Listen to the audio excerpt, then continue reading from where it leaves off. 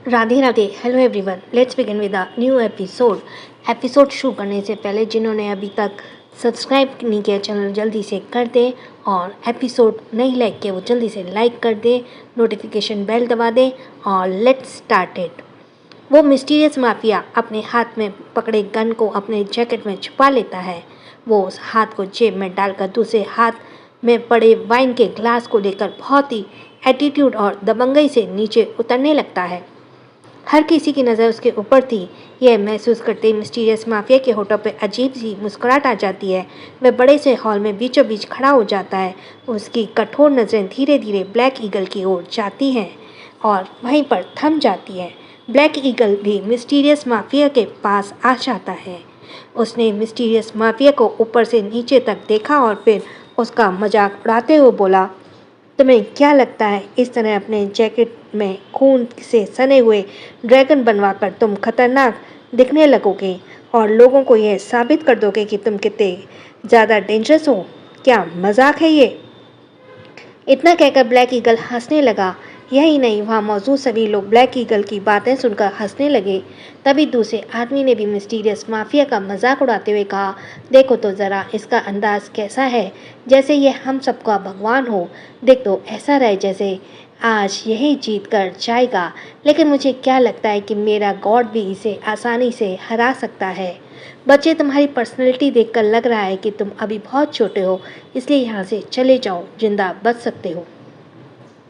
सभी mysterious mafia का मजाक उड़ा रहे थे, इसलिए किसी ने भी उसकी पर्सनैलिटी पर ध्यान नहीं दिया। मगर अब वे सभी उसे ऊपर से नीचे तक देख रहे थे, तो सभी को एहसास होता है वे मिस्टीरियस माफिया उम्र में उन सभी से छोटा है। ब्लैक ईगल अपना एक कदम आगे बढ़ाते हुए दरवाजे की तरफ इशारा करके बोले, चले जाओ यहाँ से, और हम कैसे मान लें कि तुम भी मिस्टीरियस माफिया हो? अंडरवर्ल्ड में जिसने तहलका मचाया था, उन मिस्टीरियस माफिया को किसी ने नहीं देखा। केवल एक ही सबूत है, वो है तुम्हारे जैकेट पर बना ड्रैगन। क्या पता तुमने उसकी जैकेट चुरा ली हो। अब चले जाओ यहाँ से। मिस्टीरियस माफिया ने सभी को देखा जो उस पर हंस रहे थे और उसे वहाँ से जाने के लिए कह रहे थे। यह देखकर उसकी धीमी हंसी गूंजने लगी। उसकी हंसी की आवाज़ थोड़ी सी डरावनी थी, जिसे सुनकर सभी एकदम से चुप हो गए और उसे गुस्से से देखने लगे। मिस्टीरियस माफिया ने किसी पर ध्यान नहीं दिया। वह सीधा ब्लैक ईगल के सामने खड़ा हो गया। कुछ देर तक तो ब्लैक ईगल को देखने के बाद उसने शांति मगर डोमिनेटिंग आवाज़ में कहा, इस गति के साथ मैं बहुत कुछ लेकर जाऊंगा एक्स ब्लैक ईगल। ये सुनकर ब्लैक ईगल चिढ़ जाता है, मगर फिर शांति से सभी को देखते हुए बोला, रूल्स के हिसाब से मुझसे सभी लोग एक एक करके लड़ेंगे, लेकिन मैं चाहता हूँ 5 लोग एक साथ मुझसे लड़ें। मैं भी तो देखूँ तुम सब में कितना दम है। और सबसे बाद में बच्चे तुम आना, और हारने के बाद मुझे डैडी कहना मत भूलना। मिस्टीरियस माफिया बस एक अजीब से लुक के साथ ब्लैक ईगल को देखता है। ब्लैक ईगल को बहुत अजीब लगा, मगर उसने इग्नोर कर दिया। वह मिस्टीरियस माफिया एक पिलर से टेक लगाकर खड़े होते हुए अपनी आंखें बंद कर लेता है, जैसे सो गया हो। वह देखकर बाकी सब हंसने लगे। वहीं ब्लैक ईगल अब बीच में खड़ा हो गया, क्योंकि अब जंग की शुरुआत हो चुकी थी। 2 लोग एक साथ ब्लैक ईगल पर हमला करते हैं, मगर ब्लैक ईगल बहुत ही आसानी से उन्हें हरा देता है। ऐसे ये जंग चलती रही। आप सभी को टेंशन होने लगी, क्योंकि ब्लैक ईगल बहुत ही जल्दी जल्दी सबकी जान से मार रहा था। लास्ट में केवल एक इंसान बचा था, जो भी खून से लथपथ था। हर तरफ खून ही खून फैला था। ब्लैक ईगल तो खून से नहा चुका था। उसके एक हाथ में एक धारदार चाकू था और उसने दूसरे हाथ से एक आदमी के बाल पकड़े थे, जो बहुत ही ज़्यादा जख्मी था। ब्लैक ईगल उसकी गर्दन से चाकू मारते हुए एक साइको की तरह बोला, कहा था ना, ब्लैक ईगल तो सबसे ज़्यादा ताकतवर है, कोई भी मुझे हरा नहीं सकता। इतना कहते हुए आदमी को बेरहमी से मारकर ज़मीन पर गिरा देता है। उसके बाद उसकी नज़र से टेक लगाए आलस से खड़े मिस्टीरियस माफिया पर जाती है। वह हंसते बोला, बच्चे, क्या डर लग रहा है? कहीं तुम्हारा शरीर कांप तो नहीं रहा है? मैंने आज तक कभी किसी को मौका नहीं दिया, पर तुम्हें दे रहा हूँ, चले जाओ यहाँ से। यह मिस्टीरियस माफिया अभी भी आंखें बंद करके पिलर से टेक लगाए हुए था। ऐसे लग रहा था जैसे वह सो चुका हो। यह देखकर ब्लैक ईगल ने उसे इग्नोर किया। उसने अपने सिंहासन को देखा, फिर अपने हाथों को फैलाकर बहुत ही दमदार आवाज़ में चिल्लाकर बोला, आखिरकार ये सिंहासन दोबारा मेरा हो गया। मैंने सबको हरा दिया। जाओ जाकर मेरी होने वाली बीवी को लेकर आओ। यहीं पर मैं उसे अपना बनाऊंगा। यह सिंहासन और वह दोनों ही मुझे आज मिल गए। इतना कहते ही बड़े ही डरावने तरीके से हंसने लगता है। उस मिस्टीरियस माफिया ने अभी भी कोई रिएक्शन नहीं किया। ब्लैक ईगल के आदमी अमायरा के पास जाने लगते हैं। अमायरा उस बंद कमरे में बैठी हुई थी। उसका मन बहुत ही बेचैन हो रहा था। अमायरा बेड के कोने में बैठी थी और उसका एक हाथ उसके पेट पर था और दूसरा हाथ उसके गले में पहने लॉकेट पर। वह उस लॉकेट को पकड़कर अपने होठों को दबाकर चिंता से बोली, उम्मीद है कि ये लोग आज यहाँ जरूर आए होंगे और उन्होंने अभी तक ब्लैक ईगल को हरा दिया होगा। पिछली बार वह मिस्टीरियस माफिया और केवल आमने सामने थे। उसके कारण केवल आज भी कोमा में है। उस मिस्टीरियस माफिया के कारण मेरा सारा प्लान खराब हो गया। पता नहीं वह बीच में कहाँ से आ गया और कौन है। अगर वह ना होता तो इस वक्त मैं फैमिली के साथ होती।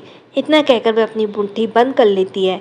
हमारा को बहुत दुख हो रहा था क्योंकि मिस्टीरियस माफिया के कारण एक के बाद एक उसके सारे प्लान्स फेल होते जा रहे थे और वह तंज से दूर होती जा रही थी। वह बस अब तंज के साथ रहना चाहती थी। एक लास्ट उम्मीद उसके पास थी कि आज उसका सीक्रेट और राइट हैंड ब्लैक ईगल को हरा देगा, मगर भाभी मिस्टीरियस माफिया आ गया था। अमायरा सोच ही रही थी कि तभी किसी ने दरवाज़ा खटखटाया। अमायरा अपने ख्यालों में बाहर आई। उसका चेहरा एक्सप्रेशन लेस हो गया ब्लैक ईगल के लोगों को देखकर। तभी ब्लैक ईगल के एक आदमी ने कहा, मैडम, सर ने आपको बुलाया है। आज आपके लिए बहुत खास दिन है। अमायरा कुछ नहीं कहती। उसके चेहरे पे कोई भाव नहीं था। वो लोग अमायरा को लेकर चले जाते हैं, मगर अमायरा के हाथ पैरों में जंजीर से बांध देते हैं। ब्लैक ईगल अपनी जगह पर अभी भी खड़ा था और अमायरा का इंतज़ार कर रहा था। तभी उसे जंजीर की आवाज़ सुनाई देती है। वह पीछे पलट कर देखता है तो उसकी आंखों में एक चमक आ गई। अमायरा धीरे धीरे अंदर आ रही थी और ब्लैक ईगल से कुछ ही दूर पर खड़ी हो गई। अमायरा ने जब आसपास इतना सारा खून और मरे हुए लोगों को देखा तो उसके चेहरे के एक्सप्रेशन बदल गए। उसका दिल जोरों से धड़कने लगा। घबराहट से सभी मरे हुए लोगों के चेहरे देखने के बाद उसे चिंता होने लगी। वह अपने मन में बोली, नहीं, यहाँ पर वह इंसान नहीं है जिसे ब्लैक ईगल से लड़ना था। क्या मेरा वह लास्ट प्लान भी फ्लॉप हो चुका है? पर वह इंसान यहाँ क्यों नहीं आया? उसने सिग्नल दिया था, वह वहाँ से निकल चुका है। इतना कहते ही उसकी नज़र पिलर पर टिके मिस्टीरियस माफिया पर गई और उसका चेहरा सफ़ेद पड़ गया। अमायरा को अजीब सी घबराहट हो रही थी। उसकी आंखों के सामने एक नज़ारा घूमने लगा जब मिस्टीरियस माफिया ने केवल को बहरे में से मार कर कोमा में भेज दिया था। अमायरा की मुट्ठी आपस में कसने लगी थी। ब्लैक ईगल धीरे धीरे उसके पास बढ़ते हुए जैसे ही अपने हाथ को अमायरा के कंधे पर रखता है, अचानक उसकी चीख निकल गई। अमायरा चौंकते हुए ब्लैक ईगल को देखती है, फिर उसके हाथ को तो हैरान हो जाती है क्योंकि ब्लैक ईगल की हथेली के पीछे एक छोटा सा खंजर घुसा हुआ था। फिर अमायरा की नज़र पिलर के पास गई। वह मिस्टीरियस माफिया एकदम से अपनी आंखें खोल देता है। उसने अपनी गर्दन को हल्का सा टेढ़ा करके अमायरा की तरफ देखा और एक आंख मार दी। अमायरा का खून खौलने लगा। ब्लैक ईगल गुस्से से बोला, तुम? मिस्टीरियस माफिया अजीब तरीके से सीटी बजाता है और वह सीटी सुनकर वह किसी को डर लगने लगा था। ब्लैक ईगल घबरा कर बोला, कौन हो तुम? केवल एक मिस्टीरियस माफिया तो नहीं हो। तुम्हारी असली पहचान क्या है? मिस्टीरियस माफिया एकदम से ब्लैक ईगल के हथेली से अपने खंजर को निकाल लेता है और बहुत ही खतरनाक अंदाज में बोला, अभी तक तुमने मुझे फाइट करते हुए नहीं देखा। मैंने कहा था ना, इस सिंहासन के साथ बहुत कुछ लेकर जाऊंगा। अब तुम्हारी होने वाली बीवी को भी लेकर जाऊंगा। इसकी खूबसूरती देखकर दिल डगमगा गया है। ब्लैक ईगल उसे मारने के लिए हाथ उठाता है, मगर मिस्टीरियस माफिया ने उसके हाथ को बेरहमी से एक झटके में मरोड़ दिया। ब्लैक ईगल उसकी ताकत देखकर हैरान था। मिस्टीरियस माफिया ने उसे जमीन पर गिराकर उसके सीने पर अपने ब्लैक बूट को रख दिया और उसके सीने को मसलते हुए कोल्ड मगर धीमी आवाज़ में कहा था ना, सब कुछ मेरा होगा। पहले मैंने सोचा था मैं तुमसे लड़ाई नहीं करूंगा, मगर अब मेरा मन बदल गया है। सिंहासन के साथ अब एक हुस्न की परी मिल रही है तो कौन पीछे हटेगा? इतना कहते उसने ब्लैक ईगल का रिएक्ट करने का मौका नहीं दिया और एक अजीब तरीके का नीडल सीधा ब्लैक ईगल के गले में डाल दिया। अमायरा इस नीडल को अच्छे से पहचानती थी। वह हैरानी से बोली, इसमें तो जहर होता है और पूरे आधे घंटे तक इंसान तड़पता है और फिर इसकी मौत हो जाती है, उसका पूरा शरीर पैरालाइज हो जाता है। मगर वह सब कुछ उसने बहुत ही धीरे से और खुद से कहा था। वह अपने मन में ही कहे जा रही थी और फिर वह कुछ कदम पीछे हटकर मिस्टीरियस मैन के माफिया को देख रही थी। उसे खतरा महसूस हो रहा था। ब्लैक ईगल का शरीर धीरे धीरे नीला पड़ रहा था। उसका शरीर अजीब तरीके से कसमसा रहा था। ब्लैक ईगल अपनी बॉडी को महसूस नहीं कर पा रहा था और नहीं उठ पा रहा था। यह देखकर मिस्टीरियस माफिया अजीब तरीके से हंसने लगा। वहीं ब्लैक ईगल के लोग जल्दी से अपने सर झुकाकर घुटनों के बल बैठ गए, क्योंकि वो लोग सिर्फ उसी का ऑर्डर मानते थे जो ब्लैक ईगल के सिंहासन पर बैठता था। मिस्टीरियस माफिया अजीब तरीके से हंसते हुए अपनी गर्दन टेढ़ी करके अमायरा के ऊपर से नीचे तक देखता है। उसकी नज़रों से अमायरा की एक अजीब सा खतरा महसूस हो रहा था। वह अपने कदम पीछे लेते हुए दांत पीसते हुए बोली, कौन हो तुम और क्या दुश्मनी है तुम्हारी अंडरवर्ल्ड से? मैंने कभी तुम्हारे बारे में नहीं सुना। मिस्टीरियस माफिया अमायरा के चारों तरफ घूमता है। उसके हाथ में खून लग रहा था। वह उसी हाथों से अमायरा के गालों को सहलाते हुए उसकी गर्दन पर हाथ रखता है। फिर झुककर उसके कान में धीमी आवाज़ में अजीब तरीके से बोला, pink panther, pink panther, pink panther, get ready for a life of pain. ये दर्द तुम्हारे बॉडी को ही नहीं, तुम्हारी रूह को भी मिलेगा। अमायरा के चेहरे पे कोई भाव नहीं था। वह अपनी आंखें बंद कर लेती है। मिस्टीरियस माफिया अजीब तरीके से हंस रहा था। मिस्टीरियस माफिया जाकर अपने सिंहासन पर बैठ जाता है और थोड़ा साइको जैसा बर्ताव कर रहा था। उसने ड्रैगन की मूर्ति पर हाथ रखा। अभी भी उसकी नज़र अमायरा पर थी। कुछ देर अमायरा को देखने के बाद उसने भारी आवाज़ में ऑर्डर दिया, इसे लेकर चलो। अमायरा अपनी आंखें खोलकर उसे देखने लगी। मिस्टीरियस माफिया वहाँ से चला गया था। अमायरा बस मुट्ठी बंद करती रह गई। उसने अपनी पीठ को देखकर मन में सोचा, मुझे कैसे भी करके भागना होगा, पर इस तरह नहीं भाग सकती। मुझे अपने लोगों को कांटेक्ट करना होगा कि आखिर वह यहाँ क्यों नहीं पहुँचे। अमायरा परेशान थी। कार में बैठने के बाद सॉरी फॉर द डिस्टर्बेंस। आज पता नहीं क्यों कार में बैठने के बाद अमायरा की आंखों पर पट्टी बांध दी गई। कुछ ही देर में उसकी कार एक बड़ी सी हवेली के सामने रुकी। अजीब बात तो यह थी कि इस बड़ी सी हवेली का आकार भी इस खतरनाक ड्रैगन जैसा ही था। अमायरा की आंखें अभी भी बंद थीं। कुछ लोग उसे लेकर अंदर चले जाते हैं।